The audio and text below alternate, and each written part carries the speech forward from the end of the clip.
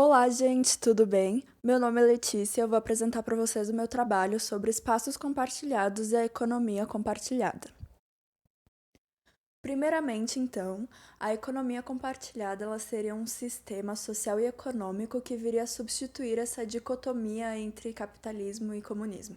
Nesse sistema haveria o compartilhamento, troca e aluguel de produtos e serviços intermediado por plataformas digitais. A gente, então, deixaria de ter essa ideia de posse e propriedade de algo e adotaremos a ideia de ter acesso a algo.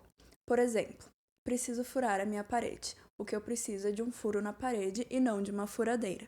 Então, em vez de comprar uma furadeira, furar a minha parede e depois deixar essa furadeira guardada num canto da casa, eu vou, através de um aplicativo, alugar essa ferramenta apenas pelo tempo que eu preciso para fazer o furo na minha parede.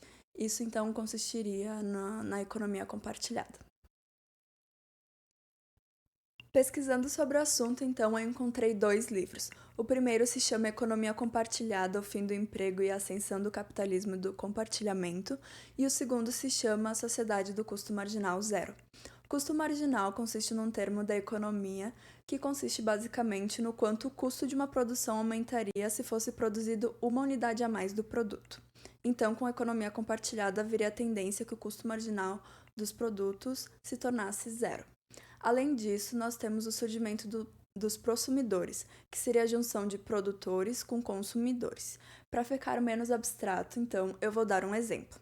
Instalei painéis solares na minha casa. O custo que eu vou ter com esses painéis solares seria a instalação deles e, eventualmente, a manutenção deles, já que a energia solar não é paga. Então, com o passar do tempo, eu não teria um custo mensal, por exemplo, para manter a minha casa energizada. Além disso, quando, por exemplo, eu fosse viajar e essa energia se acumulasse, eu poderia então vender essa energia que eu tenho em excesso. Isso seria então um exemplo de custo marginal zero e de um prosumidor. Bom, então com isso eu fiz aqui um mapa conceitual da economia compartilhada. Eu coloquei a questão do custo marginal zero e dos prosumidores.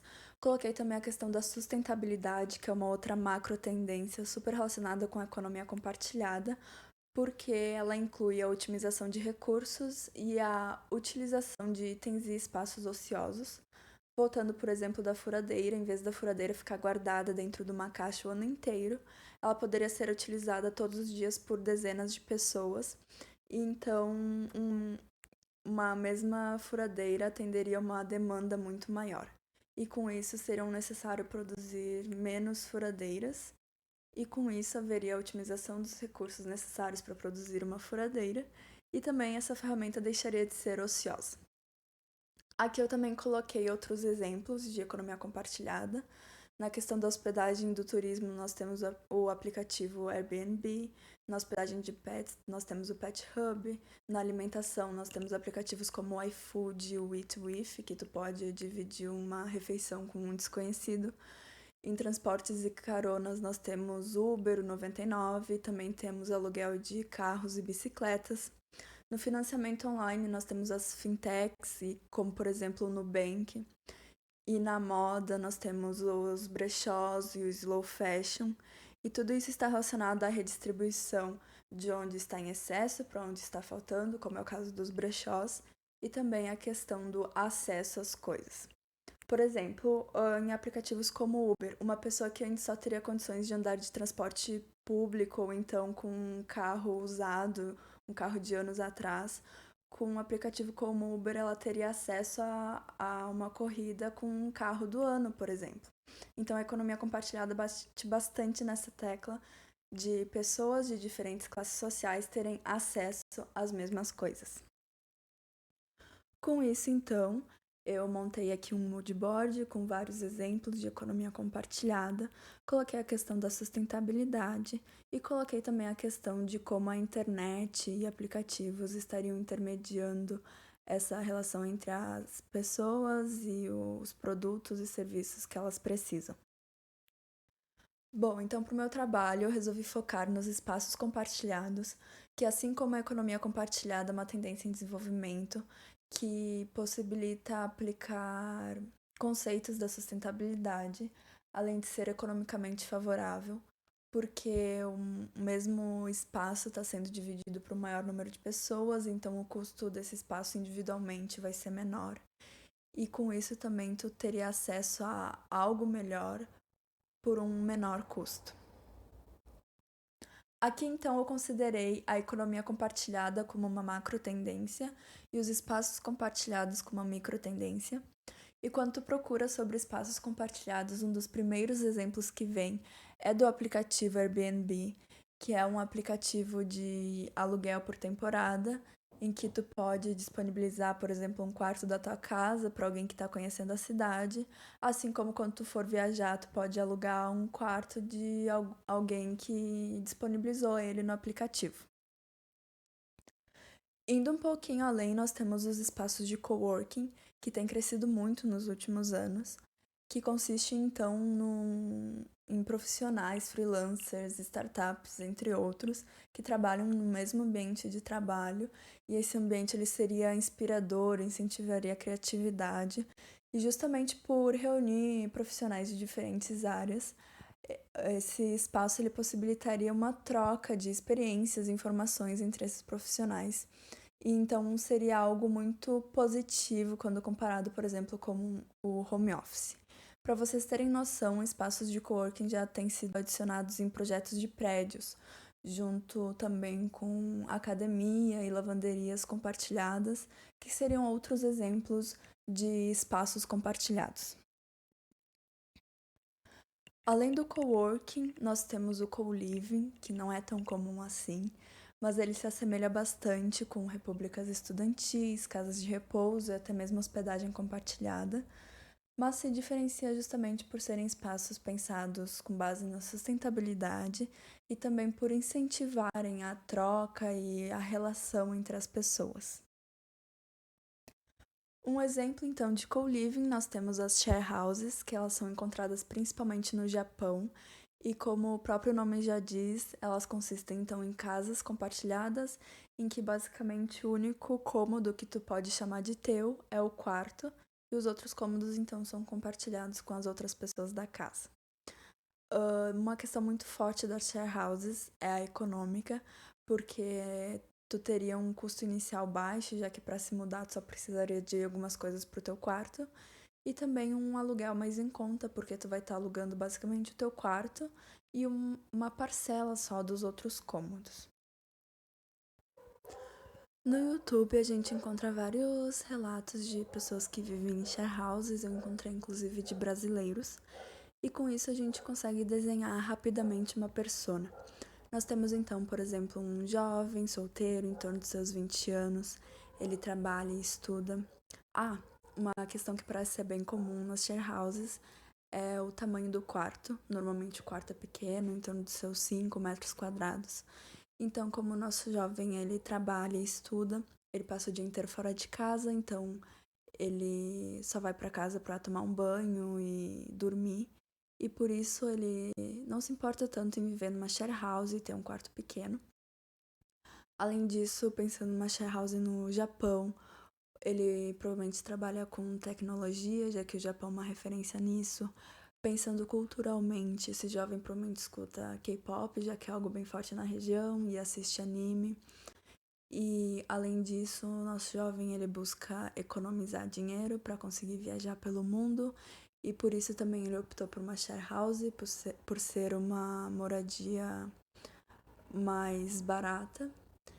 E também nos finais de semana, então quando ele tem um tempo livre, então ele usa os cômodos comuns para justamente interagir com outros jovens que também moram nessa share house. Com isso, então, é possível fazer um estudo das gerações. A questão do co-living e das share houses estaria voltada principalmente para a geração Z e mais novos da geração Y, ali que nasceram nos anos 90 e 2000, porque justamente essa geração teria uma mente mais aberta a tentar coisas fora do comum e do convencional. Eles estariam mais dispostos a assumir novos estilos de vida, como seria um exemplo de uma share house. Agora falando um pouquinho sobre a economia compartilhada e a questão da pandemia. Obviamente a pandemia afetou o desenvolvimento da economia compartilhada, mas de diferentes formas. Por exemplo, os serviços da Uber caíram expressivamente em abril, mas em contrapartida, serviços de delivery de comida, como o iFood, foram considerados essenciais. Eu encontrei um relatório do Sebrae do mês de agosto que também falou um pouquinho mais sobre o assunto. Segundo esse relatório, então, nós temos um novo perfil do consumidor que, com as dificuldades econômicas que a pandemia trouxe, ele buscou então priorizar a compra de itens essenciais, além de procurar itens de segunda mão e também aluguel de produtos. Além disso, houve um aumento na preocupação com o meio ambiente, então a sustentabilidade se fortaleceu como um critério de compra. Além disso, as pessoas têm cobrado um maior posicionamento das empresas frente a diversas questões. E então as empresas também tiveram que se adaptar, disponibilizando informações de prevenção e segurança, respeitando protocolos sanitários, criando penalidades para quem não respeita esses protocolos, se adaptando à questão da redução de contato físico e também disponibilizando cancelamentos e reembolsos, por exemplo, de viagens marcadas antes da pandemia. Além disso, então, com a pandemia, nós temos um aumento no aluguel de carros, de bicicletas e patinetes, que seriam meios de transporte individuais, que então evitariam essa exposição a um maior número de pessoas. Com as crianças em casa, nós temos um aumento no aluguel de jogos, de tabuleiro e de brinquedos. Com as academias fechadas, um aumento no aluguel de aparelhos de ginástica. Com as pessoas em casa, um aumento no aluguel de ferramentas. Também com a questão do home office, houve um aumento do aluguel de notebooks e móveis para escritório. E também ali com algumas pessoas acabando sendo demitidas com a pandemia, houve aumento no trabalho freelancer. E aqui a gente pode relacionar com a questão do coworking, que com as adaptações necessárias e com o passar da pandemia, também é algo que aí vai se desenvolver mais. Além disso, eu li um relato de um co-living em São Paulo, que antes da pandemia ele estava quase 100% ocupado. E então, com o decorrer da pandemia, a ocupação baixou para cerca de 70%, se não me engano. Mas que, ao mesmo tempo, com as pessoas ficando em casa, com a questão do distanciamento social, houve um aumento na interação entre as pessoas dentro do co-living, o que eu achei bem interessante. Além disso, eu li uma outra notícia de um hotel em Porto Alegre, que justamente por ter sido afetado com a questão do turismo, ele então disponibilizou uma parte do seu espaço para justamente a questão do coworking. Então, um exemplo aí de economia compartilhada, que seria o coworking, foi uma alternativa que esse hotel encontrou para inovar e não se prejudicar tanto com a pandemia. Então, aqui estão as referências do meu trabalho. E é isso.